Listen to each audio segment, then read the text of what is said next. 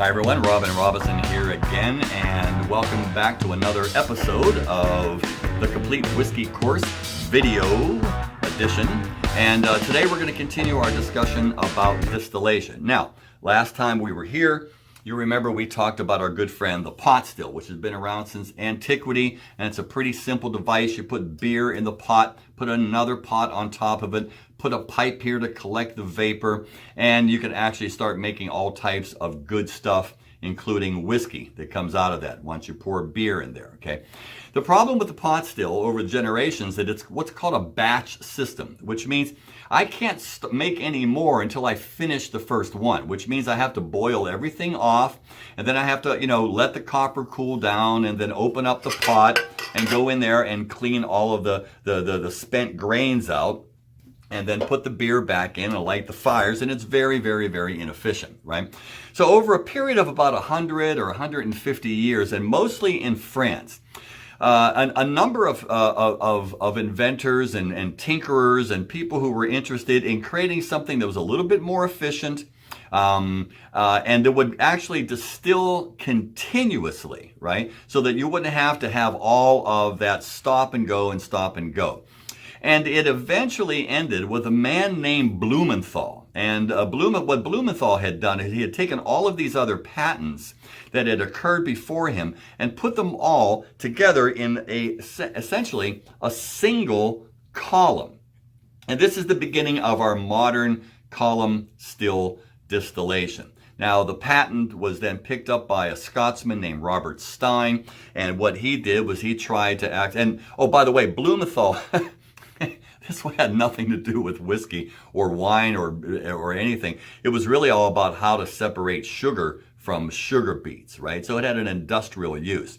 And then Robert Stein picked up on the patent and he adapted it to beer to make whiskey. And it didn't really turn out all that well. And then finally, a man named Ennis Coffey, who was a retired Irish excise man, who was a tax man, had taken the idea of Stein still and made a couple modifications. So instead of into one column, he actually broke the process up into two columns. And this became what is, as we know today, is called the coffee still. So the coffee still is named after Ennis Coffey, C-O-F-F-E-Y. And if you're looking for a product out there that actually is almost a direct result, you see our good friend Nica Coffee Still Whiskey.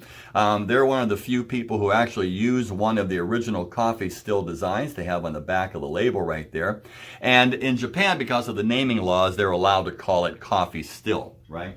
But this is made primarily, let's give an indication about how important the coffee still was. This literally was the game changer. This was the iPhone to the telephone. This changed distillation forever around the world, and we still have the impacts of it today.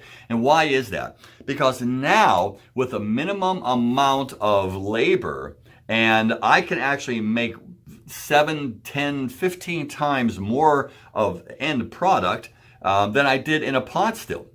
So let's understand exactly how we do this, right? So again, it's still made up of only a couple things, right? We have beer that is going to get heated up and produce a vapor. Now, we saw how we did that in the in the pot still, but in this particular way, we actually have this closed contained column. Now, the column is fitted up with all of these plates. Okay, now I'm going to trust you to know that this is a tea strainer, and I don't want you to getting the two of these mixed up, but it's a perfect example because the tea strainer is filled with holes, and that's actually the key to this.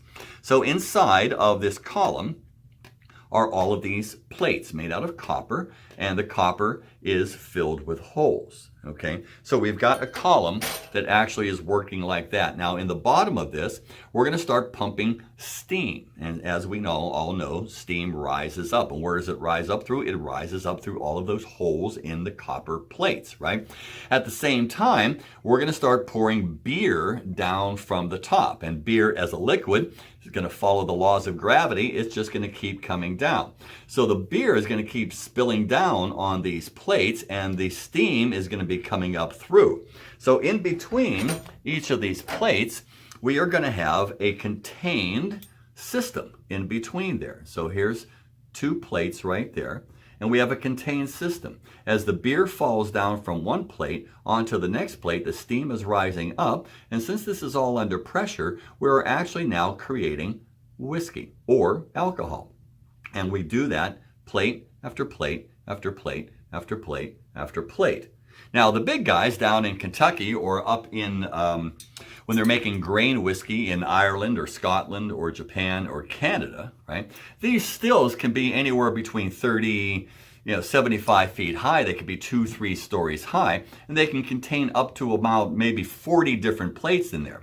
And what happens is that the higher you actually go up into the still, the higher you can raise the alcohol proof. So what are one of the things that are actually made inside of that type of a still? Well, it's vodka. Now, not this particular vodka. This vodka is actually made in a pot still, but vodka is primarily made there because in vodka you have to get the distillation up so high it strips out all of the flavor of the grain. That's what vodka naturally is, right?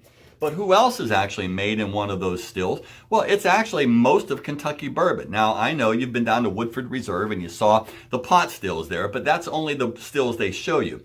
They mix the output of those pot stills with the output of what comes out of their column stills in the other distillery they don't show you to. And you get bourbon. And here's another one right here. So here's Wild Turkey. Wild Turkey is another, has massive column stills. Jim Beam does in Heaven Hill, and all of the big guys down there have got these really massive column stills. And they're able to actually then raise the alcohol level inside of those until they get the perfect flavor that they're looking for, and then it comes out and they can put it in barrels. Our good friends in Canada do that the same thing as well. So here at Black Velvet, or they do this over at Hiram Walker, up at 40 Creek. They run everything twice through a column still. Now, what is the column still really good for? The column still really cleans out a lot of bad notes, much, much better than the pot stills. And that's really where the value of it is. It cleans out all the bad notes, and then from there you can put that either into a copper pot still and give it some shape and form, or put it directly into a barrel and age it. Okay, so those were the 2 different types of distillation. We had pot still distillation last time. This was column or coffee or continuous still, and I'll see you next time. I'm not even sure what we're going to talk about, but it'll probably be more about whiskey itself. See ya.